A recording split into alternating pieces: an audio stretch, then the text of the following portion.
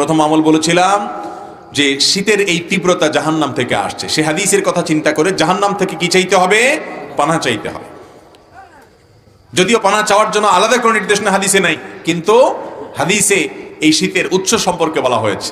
সেই উৎস কথা অন্তত চিন্তা করা জানা, এটা অন্তত হাদিস থেকে নির্দেশিত। এর পাশাপাশি এই তীব্রতা আমাদের জাহান্নামের কথা স্মরণ করিয়ে দেয়।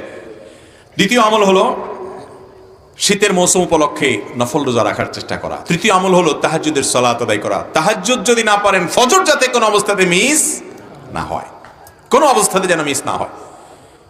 4 নম্বর আমল হলো শীতের মৌসুমে কষ্ট উপেক্ষা করে ওযু করা। শীতের সময় ওযু করতে খুব বেশি আরাম লাগে না, সাধারণত কষ্ট লাগে, ঠিক না ঠিক?